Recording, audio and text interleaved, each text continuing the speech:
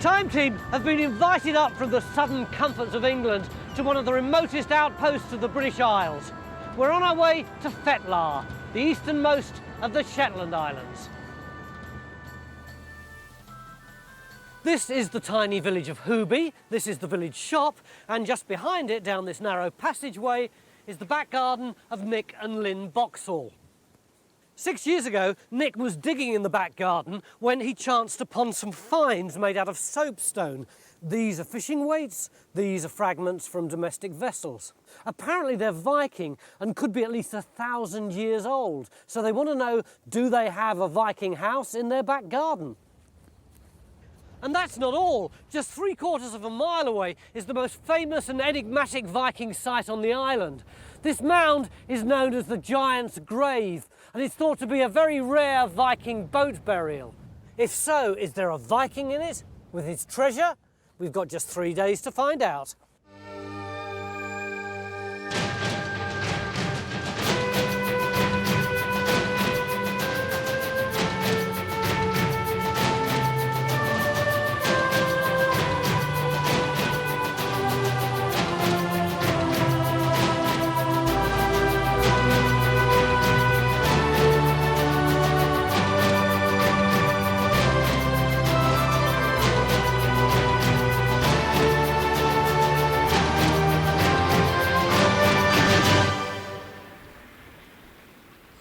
Mick, a lot to be sorted out. Yeah. What's the strategy going to be? Well, we've got two sites to do with here. We've got this one in the garden, which from the fine sounds of it might be a settlement, probably Viking.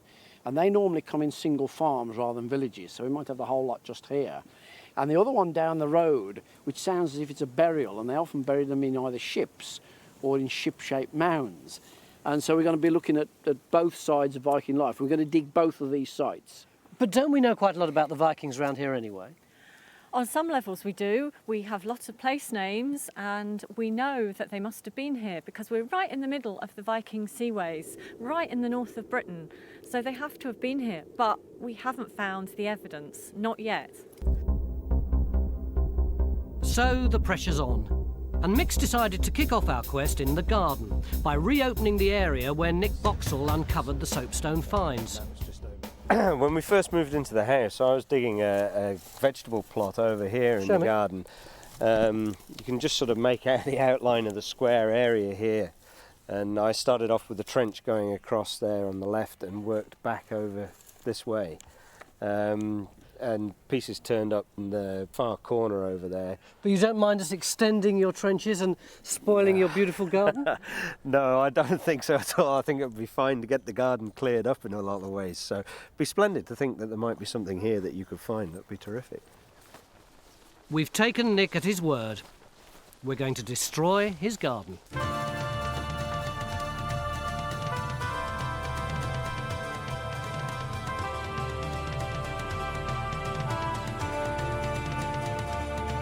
Out go the children's toys and the climbing frame. And in comes the big orange trowel.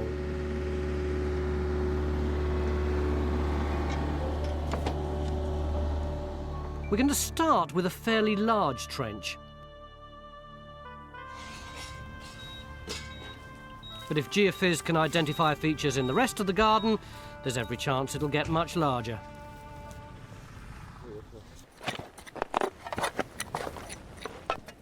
We've got to go a bit more gently at the Giant's Grave, our other site.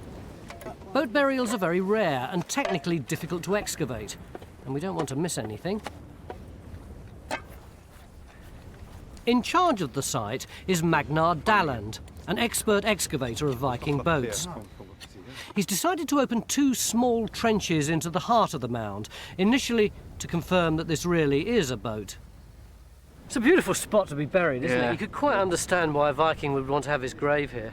Yeah, I'm not convinced about it though. See, when I came in the field this morning and looked at it, it doesn't look anything like the Scandinavian ones that I've seen, you know, in Denmark, places like that. Well, it is boat-shaped. Well, not really. I mean, in Denmark, they are actually a boat shape with stones around the edge and the stone the front and the back.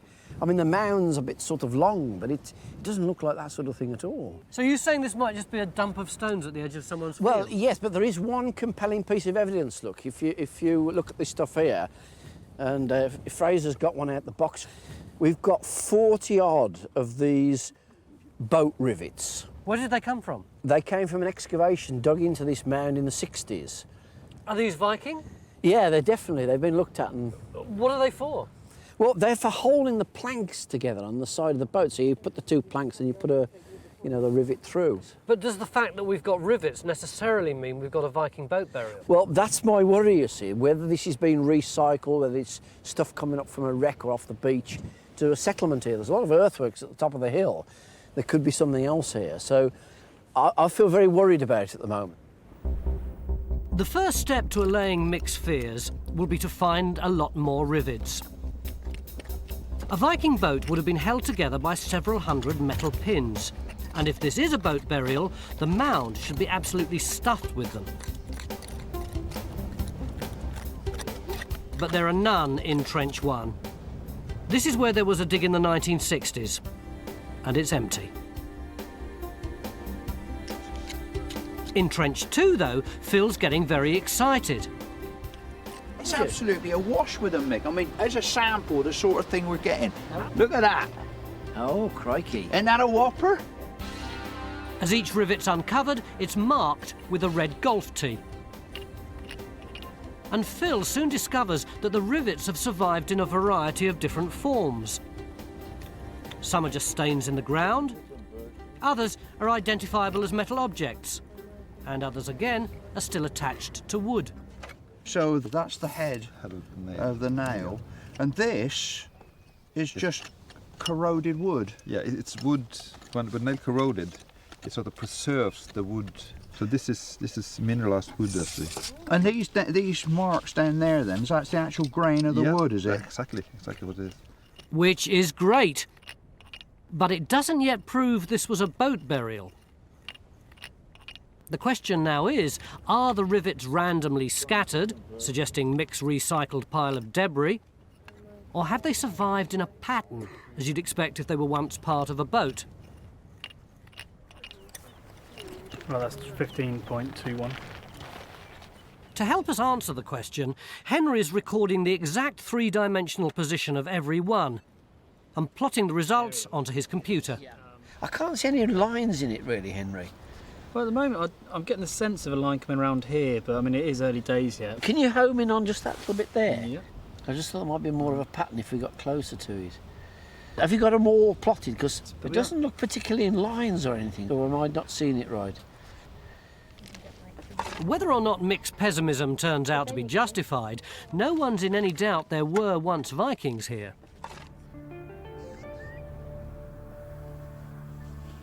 We know from monastic records they arrived in Scotland and the Northern Isles sometime in the 800s. Though why they'd want to colonise a group of cold, featureless islands in the middle of nowhere has always been a mystery to me. It's pretty bleak here, though, isn't it? Was it that attractive for them? Well, I think it was. I mean, when they came here, they were land hungry. This picture of field shows how little land they had in some areas, going straight down into the water. And the flat land that they did have, they were all fighting over, disagreeing over. It had been divided so many times between families that they were becoming unviable units. And they were fighting each other over lands. They were absolutely desperate for land to farm and settle. And I think that it's a view that we might have from southern England that, you know, where it's very lush and the crops grow well, that it's pretty bleak up here. But if you look at it from the other way around, looking southwards, then this flat land with cultivable land and so on would look fantastic, wouldn't it? If you come from permanent snow and hardly any farmable land at all, this must have seemed like a paradise. And it's a good jumping off point as well if you want to go further south into Britain or north up into Faroe and into Iceland. You know, where better to be than here as a base?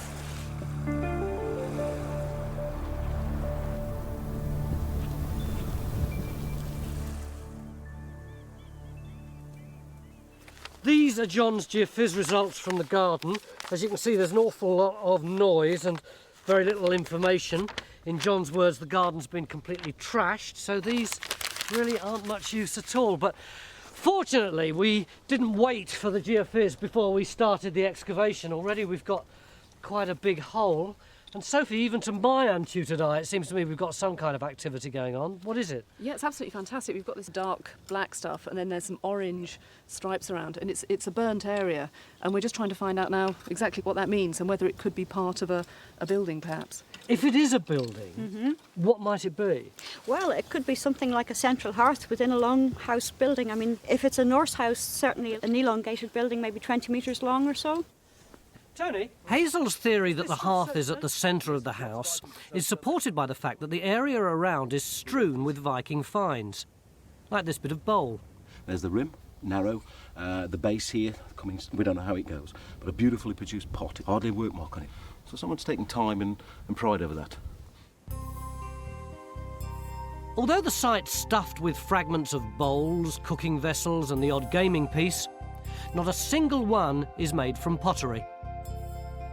They've all been carved from a local stone, steatite or soapstone, which, as Phil discovers, is because it's so easy to work. So what do I do? Just kind of... So gently push. That is quite incredible. Oh! It's all right, don't worry about that. That's all right? Yeah, that's fine. I got like... You've actually got the gouge upside down, Phil, at the moment. It works better. Yeah, but it does a lot more damage that way. Oh, that's better. Look at that. Yeah, I'm see? going to like a house on fire now. It's fascinating stuff, though, isn't it? In fact, in just 2 hours, Tony Sherratt is able to transform a shapeless lump of steatite into this beautiful Viking-style lamp. I can rather sort of see myself lighting my way to bed with that. I congratulate you. That's a fine piece of work. None of which is any help to Sophie, who'd happily swap a dozen lamps for a decent stretch of wall. Working on the theory that our trench has flukily come down inside the house, she's decided to extend the trench here and here in the hope of hitting stonework.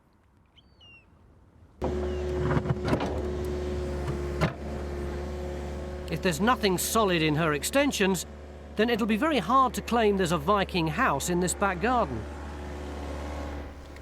But I think at the moment it doesn't look too different to the The stones loose stone we had earlier. on top, yeah.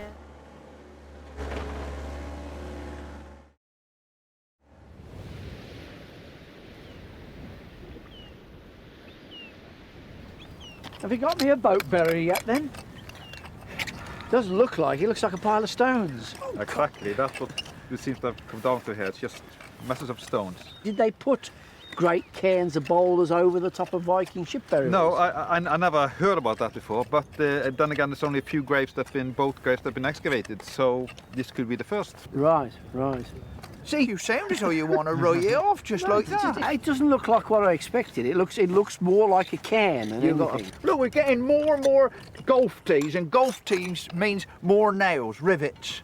And in Yeah. fact, when you get right to the edge of the trench, there is a very marked set of stones along there. But surely, if we were going to sort of justify that, there ought to be a similar line of stones over here. After all, in Denmark, that's what they have, isn't it? You got What? the oval boat setting. Sort of, you're looking out here somewhere. Yeah, sort of with a bow shape there and a bow shape here. You want to extend a trench. Well, I mean, it's not a lot of work to find if there's a line of stones there, is it? So what we're going to do then, we're going to run that section Yeah. through there, get the trench, and bring it back out here. Yeah, you're somewhere. only going to have to come to somewhere here because you're in a hollow then. Then you'd be happy then, I suppose. Well, no, yeah? it still doesn't look very convincing. Mick, please go away. We'll produce something that is more like what you want. Is All it? right, all right. Go on, go away. I'll leave you to it. I'll come back later.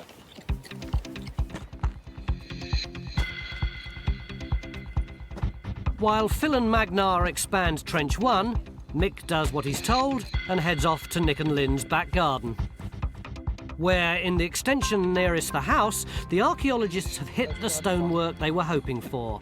Some evidently demolished, some in situ. And among the debris, some juicy discoveries. Oh, crikey, look at that. It's got a cross on it. Absolutely. What on earth could that be? Well, it looks like one of these early grave markers. You know, you set the stone up a, metre, whatever high, with a cross on the end just to mark the grave. But the early Vikings weren't Christians, were No, they? no, I mean, this would be earlier than that. This would be sort of pre-Viking, 6th, 7th century, something like that. They don't occur very often. I mean, they do occur on these early Christian sites, and they might be reused, of course, if it's being used in a later building. Well, it actually got better as we continued to search, because lo and behold, as we carried on, we found an enormous void going underneath these stones. It's true. How big is it? Well, that's an interesting point, because if we stick the tape in, we can see that, if it's a tunnel of some kind, it certainly seems to go a decent distance. Oh, look at that. That's at least a metre, isn't it? Well, yes, just about. It seems to go in that direction. It seems like there's been some collapse because there was a rubbish heap here, and some of this has been taken out or removed. Sophie, have you got this thing over the other side, past the disturbance? Yes, absolutely. We've just got a little bit, I think, surviving here. And it's these big stones here. They may be collapsed, but I was just travelling around and it looks like there may be another bit of void continuing under there. How exciting. What do you reckon it might Well, be then? it looks too big for a drain, doesn't it? I mean, it almost looks as if it could be something like one of these souterrains that you get on a later prehistoric. Well, it's like What's a souterrain? Well, like an underground storage tunnel or escape tunnel or something like that. But Hold on. If this is a souterrain, Yeah. then maybe it's not the wall of our structure after all. Well, that's what we need to find out. What we're going to have to do is actually extend the trench again in that direction to see if we can follow this and work out, is it a souterrain or is it a wall? Beginning of day 2. And there's frantic activity at the giant's grave as the archaeologists continue their quest for a Viking boat burial. The good news is that Mick's extension to Trench 1 has revealed a stone boundary on the land side to go with the one on the coast side. So our hopes that this could be a boat are still alive. But only just. No one's ever found a Viking boat full of stones, and the mound's packed with them. And although we're now up into the 40s with the rivets, they're still just a random scatter. What can we do to really nail down the shape of this boat? Well, I think we have to open up a trench down here to see if we can find more of the rivets to confirm that we got the boat there. Magnar thinks we're too hung up on the stones. He wants to hoik them out to see what's underneath. He also reckons if this is a boat, then its very shape means the deeper we go, the more rivets we should find. And the more rivets we find, the better our chance of establishing a pattern.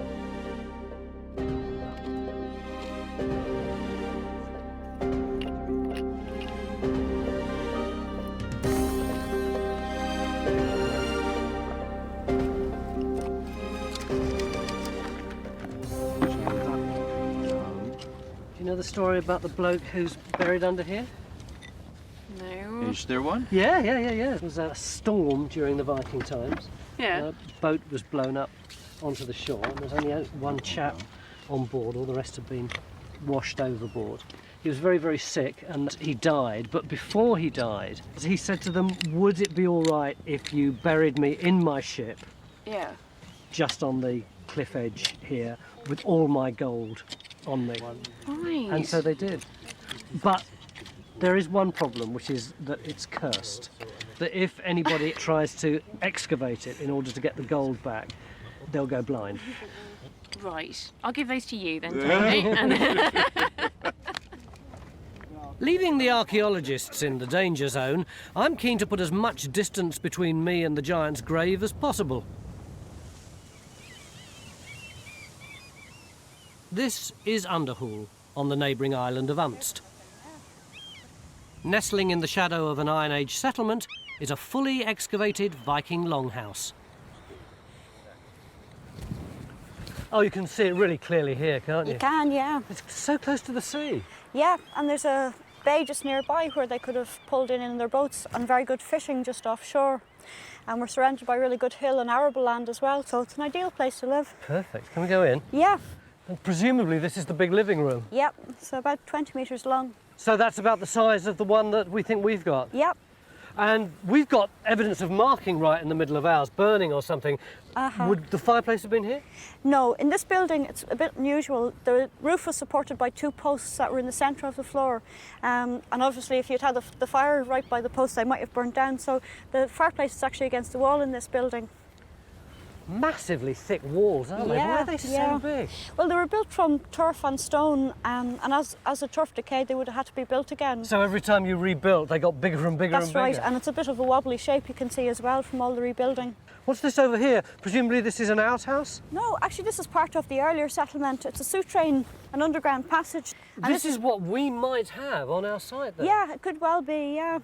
One of the most obvious differences is the size of this stone. We've got nothing like that on our site. Not yet, but we haven't found our walls yet, and it's quite possible that when we find our walls, we'll have stone this size as well. So this is what we're after. But while we appear to have found the hearth and a mystery tunnel that could be a souterrain, we're still short of structural walls. This is what we should have, and all we've got are these. All I seem to have is these quite sort of flimsy linear features running through here. There's one running across there. Where all these bits of stone are packed in? That's right, sort of moderately compact stone running one across here and then one up here as well to the north, another linear feature. What do you think those are? Well, if we're postulating at the moment, we have some form of, you know, longhouse of some description. Yeah. I think that these could possibly be internal walls. But we've got nothing that we could really say was walls and sort of outer edges. We don't even know that we're not outside with most of this site here, do we? Although the hearth is a bit suspicious. I think generally, if you've got a hearth this size, it probably would have been under some sort of roof. Right, So that's what's making us think we're in a building. It all suggests to me that we should open more area up if we think we can cope with that. Yes, definitely. Well, now, certainly this way we perhaps should. How far can we go? Probably, what, 5 metres? Somewhere across that would double it. So somewhere back to about here. Yeah. Great. Yep. That would give us a really decent area, wouldn't it? Yeah.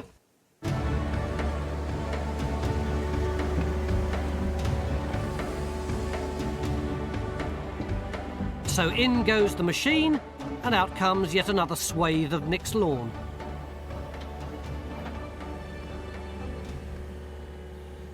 Lots of early maps. Meanwhile, Val is widening our search.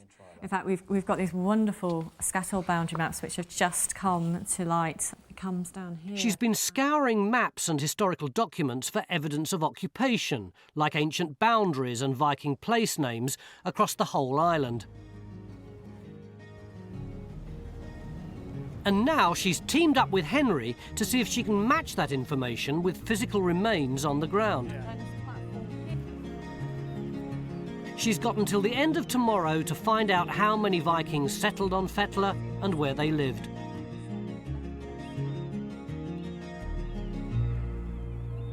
These are boat noosts. Do you see it's been lined with stones? It's where they would have had their boats and pulled them up out of the water to overwinter them here. Oh, right, yeah, so we got a U shape effectively, which you drag into to protect you from the wind and so That's on. right, yes. And then the houses would have probably been quite close by because you'd want your house to be fairly close to where you had your boat, which was probably your greatest asset.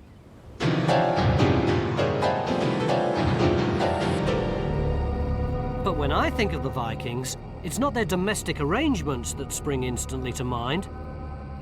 So I want to find out from Viking expert Colleen Beatty whether their bloodthirsty reputation is entirely deserved. Well, it depends on your perspective. If you were a monk and you were being attacked quite frequently by the Vikings, as indeed seems to have been the case, then yes, but of course 9th century, 8th, 9th century, there's a lot of people moving around attacking other people. It's not just Vikings. So everyone was as bad as each other, I think the Vikings get the worst press. Is all this a bit speculative? Do we know anything tangible about what was going on? There are sort of written records of it. I mean, the Orkney saga, for example, which is about Orkney, a bit further south of here, has got a couple of good stories in. One is of a chap called Harold Fairhair, I think it is, isn't it, who goes raiding twice a year, almost like people who go on a package holiday. So he sort of does his spring agricultural work, then he goes off on a raid, and then he comes back and gets his crops in, and then he goes off on another raid.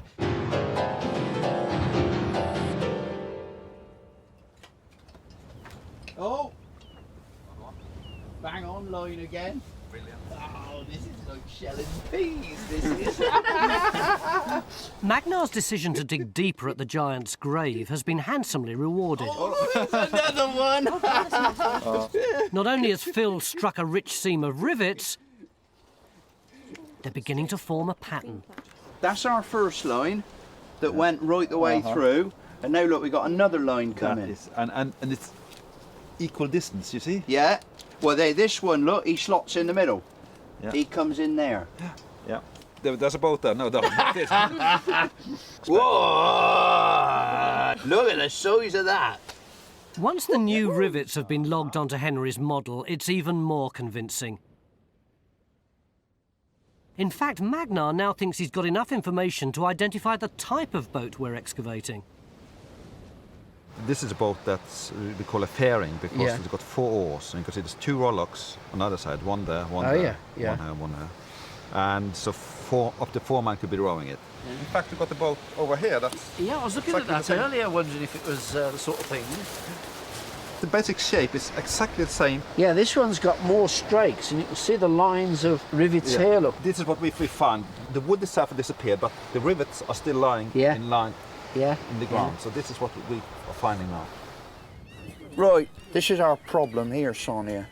You can't take your eye off Phil for a second. Fresh from his triumph with the rivets, he's now discovered something much more mysterious. Because we've got this large lump of corrosion with wood imprints, which goes right from there, right through to there. Right, yeah.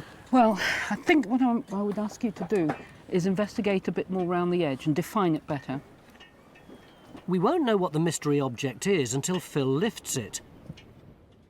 But before he can do that, he's got to clear all the stones and soil from round it. Very carefully. So it's even getting bigger. As it gets bigger, the problems of getting it out get bigger too. It's a hell of a thing, you know, isn't it? Why won't it end? There's mystery at our supposed Viking house too. But that's very odd, isn't it, to have 2 like that? I mean... Still searching for an exterior wall, Jim has found another cross.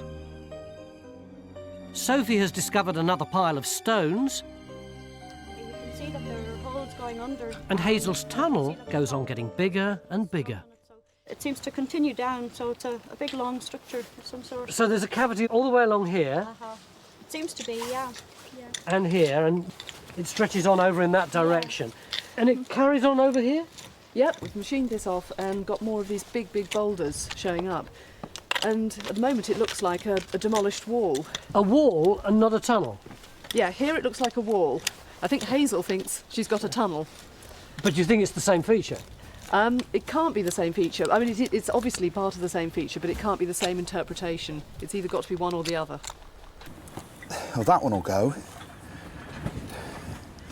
Now then, the 64,000 one is whether I could get in underneath this one. Yeah, he'll go, I think. No, it's moving the whole block, yes. Don't let's mess about. We've no idea what this is, have we? We don't know if it's Viking. We don't know anything about it, really. I'm still trying to be positive about it.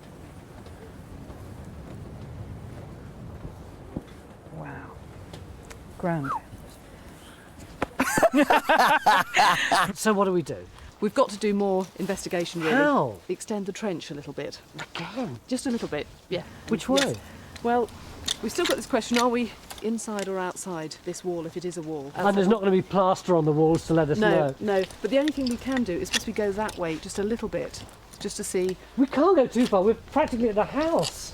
I mean, it's moving. It is moving, yeah. What we want is to make sure that... With all the stones safely removed, Sonia's encased the metal object in plaster of Paris to stop it falling apart as she lifts it. My heart would bleed for you if you lifted it up and all fell out the bottom. Me too. Let's just see if we can slip this under now. That's the skill, is it? Well, we'll see. So, stone there, I think we'll just remove that. Now you turn it upside down. It's like pineapple upside down. There. We're lucky. There you go. There it is. It's all right, isn't I it? think we'll see if we can get an X-ray image of this, and we'll just pack this up, and I think we're going to catch the ferry.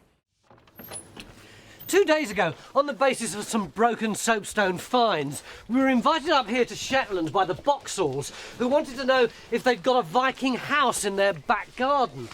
48 hours later, what have we got? Some more broken soapstone finds and a big trench with some rubble in it which nobody seems to understand. We're nowhere nearer answering the question now than we were when we got here, are we, Mick? No, well, that's what it feels like. Sophie, what are we going to do today to sort this out? Well, I think it's actually going much, much better today. Oh, better? Yes, it's so much you better. don't feel quite as despondent as we did? No, I feel very, very positive. Do you remember yesterday we weren't sure whether we had a drain or a wall? Yeah. Well, we think we might actually have both. We dug a hole and we actually found the foundations of what appears to be a really quite big wall, and that's right along this line here. Yeah. And it looks as though there's been a drain put inside or on top of the wall, so possibly later. And is this of a house? Yeah, we think this is actually the back wall of the house running down the slope. Hang on, if the house is facing this way, what about the fireplace over there? Yeah, that's been confusing us. That actually may be part of a much, much earlier structure. It could even be an Iron Age, late Iron Age structure. But if it's running away down the slope this way, though, then most of it will have been dug away when they built the house and the shop and everything. Well, we've lost probably most of it, but there might still be just a little bit left just coming down this slope. But this is speculation, isn't it? No, look at the geophysics. You rubbished this yesterday. Look here. Is that not the wall turning there? Coming down the slope here? If John's return is there, are we going to pick it up in the little extension of the trench which you wanted to dig yesterday? Yeah, we hope so. Should be just here. But we're missing a trick, aren't we, if we just do that? Because if the house wall is here and that's outside, then we're actually standing on the only bit that's inside that hasn't been cut away by this slope. Surely we should be taking the grass up here and looking here, shouldn't we? Yes, you're probably right, actually, we should. Well, by that time we'll have excavated the whole garden, won't we?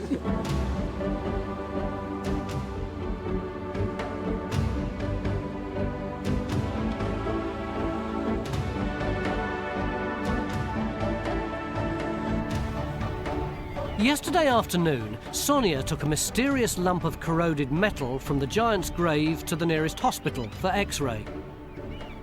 3 islands and 6 ferry rides later, she and the results are back.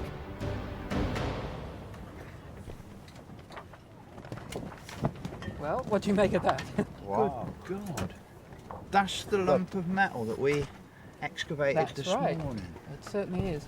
And what you can see is a row of nails on this side and on this They go side. on that side as well. And what's more, look at the length of that one. Oh, yeah. It starts here and it ends there. And then do you notice there's 2 sort of longitudinal lines? Well, this could well be wood grain running across the lot. We got the keel. It has to be. We got it. It has to be. So you've got Brilliant. planks nailed on there and planks nailed on there. Yeah. And it comes away and the And keel is through that the middle. right the way through the whole lot. Brilliant. I think that's wonderful. Now we've got the keel, morale at the giant's grave is soaring, because it means we're at the bottom of the boat and the burial itself can't be far away. But why bury someone in a boat in the first place? It could be for the journey towards Valhalla, which was the Viking heaven. So it's a way of getting through to the other side. Were they buried with grave goods? Oh yes, definitely. You normally would find, like if there's a male burial, you would find a weapon set like axe, swords, arrows, and apart from lesser objects like gaming pieces and other things. This was a female burial. You'll get keys and domestic utensils and brooches. So yes, you definitely have grave goods in there. If there are any grave goods remaining, they're likely to be very fragile and could be just millimetres below the surface. So trowels are sheathed, and out comes the metal detector.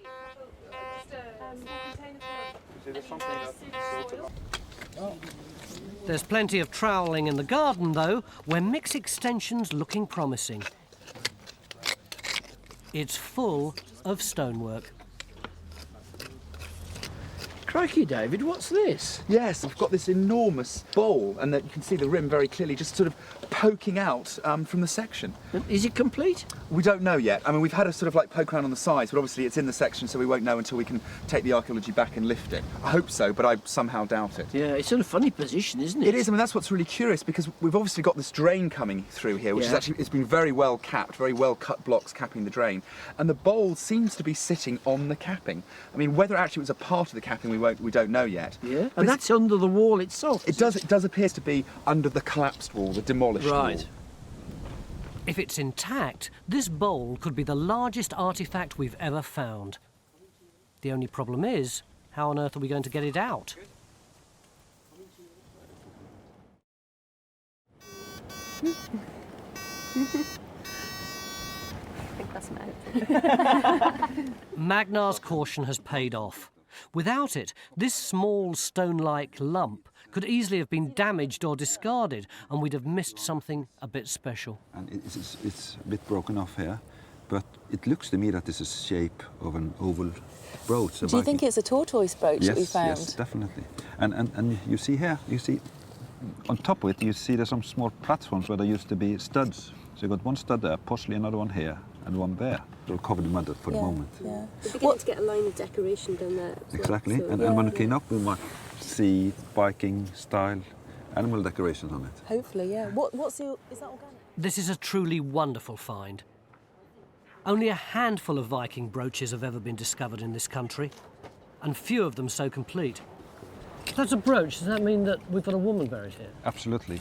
And if there's a woman here, could there be a man here as well? That's always a possibility, yes. Where do you think the burial chamber is? It's a circular area that comes around like this, up there, and over there where Joe's digging. But this is a small area even to bury one person in, let alone two. How would they have been buried?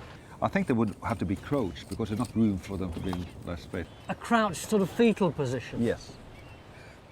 Before we lift the brooch, Magnar wants to explore the rest of the burial chamber to see if any other traces of its mortal cargo remain. I've been carefully clearing down to this, Tony, and it looks to me like it might be intact. Oh, look. See the edges in there? Under the watchful eye of Nick and his daughter Rowan, Jim has removed the stonework above the bowl and is now exploring its extent. See the edges in there? Can you see it, Rowan? Can you see it goes all the way round to there now? We may actually have the whole bowl. Do you think it might have been four?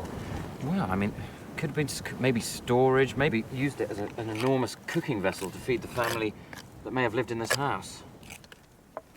Further scraping reveals the bowl isn't quite intact. You can see that the shape of it originally, all of this is broken off by the looks of things. You see how that edge here is a much sharper angle? So originally it would have gone all the way... All the way around. So you've got an edge up here, it's like a big bucket. It would have been huge. Carved from a monster block of steatite, it was 3/4 of a metre across and weighed around 20 kilos. Big enough to hold dinner for a pretty substantial family. And their friends.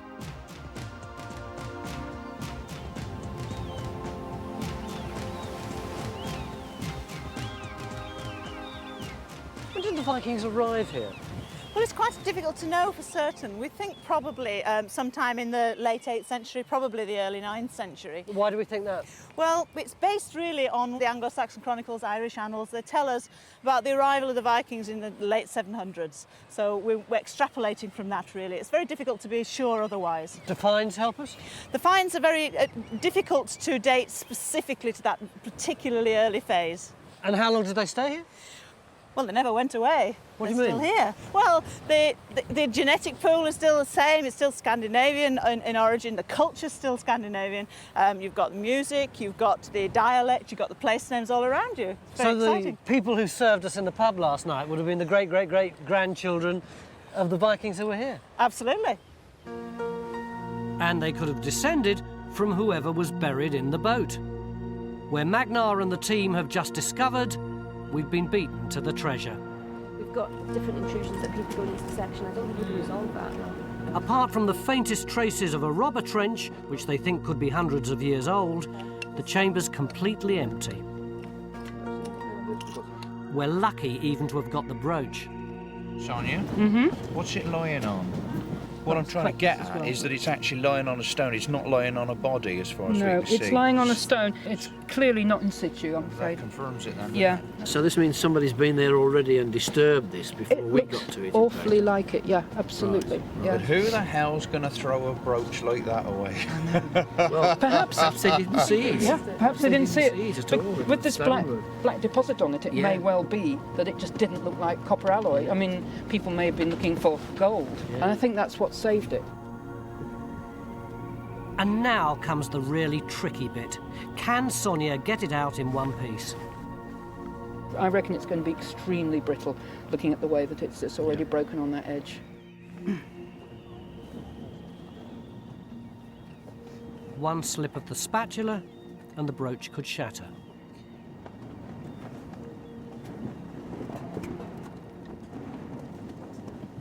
There you go, there's decoration, folks. Oh. Yeah. There's bits of bronze and stuff in this. I can see the colour coming through now. Mick may have got it wrong with the boat, but he scored with the house. The extension he ordered this morning is packed with goodies. This is the junction of the back and side walls of the Viking building. And these beautiful blue slabs are the internal floor surface. What is this stone, Dave? It's a local stone. It's called schist. And the fact that it's blue indicates that it comes from quite deep down in the earth, or so Professor Aston tells me. That would look fantastic. Perhaps it's some sort of oil or something on it to seal it, wouldn't it? Actually, it comes up a really dark blue, like you get on sort of like Greek floors today. Yeah. And it means finally we can tell Nick and Lynn about their Viking house. There may only be a small bit of it in their back garden, but that's because they're actually living right on top of most of it. The original building would have looked something like this, with a drain built along the back wall to channel rainwater away from the house. Inside, it would have been paved with a beautiful blue schist floor. 1,000 years ago, this would have been home to an extended family of up to 12 people. What can we tell about what was going on in our Viking house from the finds that we've come up with? Well, there's quite a range of things come out today. As you can see, we've got a whole range of these stones here, which are loom weights probably, and so these would have hung down to keep the upright strings taut as you were using the loom. For weaving? Indeed, yes. But why were some of them so much bigger than others? Well, they were not only used for loom weights, they were also used for holding nets down in the sea for fishing, fish nets. And it doesn't seem to be much difference between them other than the size for what they were used for. So we've either got weaving or we've got fishing? Or we've got both, more likely. And what about this thing here? Right, well, this is quite interesting because it's just a simple boulder, as you can see, but if you look, it's got working on either side there, so it's obviously been wasted so that it could be used for suspension. And I think that's used for holding down the thatch on a house. So we've got the roof? We've got a bit of it. But this is interesting, this piece here. This is again a stone piece, but it's made of Norwegian stone. Cool. It's a wet stone and it's used for sharpening knives, and if you look really carefully you can see where it's been used. So if we want evidence that we're dealing with real Vikings from Norway, this is it? Absolutely. Amid all the excitement of our discoveries on the two sites, geophys have been hard at work surveying the area between our Viking house and the sea. We think we've actually got another longhouse down there. It's a pretty good shape, isn't it? And it's the right dimensions, the right orientation, and that's a classic location for another one. But it's odd that there should be two Viking houses so close to each other, isn't it? Yeah, but the thought is, if we look at this plot, you've got our house in the back garden there, the one on the geophysics there, so there might have been another two in between. That's common, underneath. is it? Quite common to have a sort of series of them going down towards the shore. So one there, one there, one there, and one over there behind the house. Fantastic. Which means our Vikings weren't living in isolation, they were part of a larger settlement, which in turn was part of a thriving island community. These are the places where Val has identified visible signs of Viking occupation. And these are the Viking place names, like Bu and Noost, which suggest settlement. So there's still an awful lot of excavation to be done on this island, isn't there? Absolutely, yes. We've just scratched the surface and made me want to sort of just move to Fetlar and carry on here.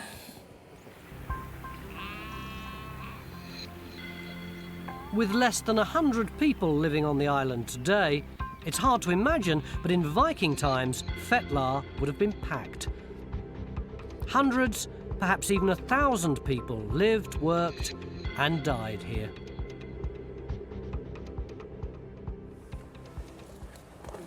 So this is the critical bit, is it, Sonia? It is, I'm afraid, yes.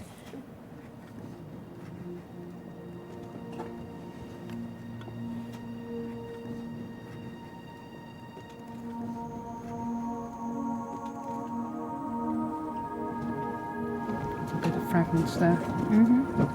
Okay. Okay, I think that's it, folks. There's bits of the rim surviving here, and you can see this sort of strap decoration over it in lozenges. See them here and there? God, stone across, it's an absolute whopper, isn't it? It is, and it's absolutely beautiful. It looks even better after Sonia's cleaned it up. Made of bronze, embossed with studs and inlaid with the most wonderful and intricate designs, this must surely rank as one of Time Team's best ever finds. Though with only the single brooch remaining, all we can say for sure about the Giant's Grave boat is that a Viking woman was buried in it about 1,000 years ago. But it's probable she was launched on her journey to Valhalla with the symbols of her office, cooking utensils, jewellery and keys. And it's possible she took her husband with his weapons and treasure as well. And the stones?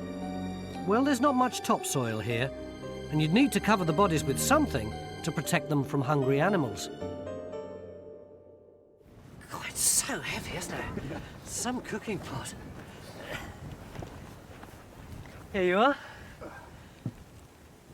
Would you ever have guessed that we would have found something as big and as beautiful as this in your back garden? No, not at all. It's matched all of our hopes and exceeded our expectations. It's terrific. 3 days ago you asked us 2 questions. You asked us whether there'd ever been a Viking house in your back garden, and the answer, thank you Victor, is a categorical yes. And you also asked us whether or not the Giant's Grave was actually a Viking boat burial. Once again, the answer is yes. Thank you. Thanks very much for having us. Thank you for coming. It's been a fantastic 3 days for us, and what an incredible piece of luck that 2 such beautiful pieces of evidence as that mixing bowl and the brooch should still be there to help us tell the story of the Vikings on Fetlar 1,000 years ago.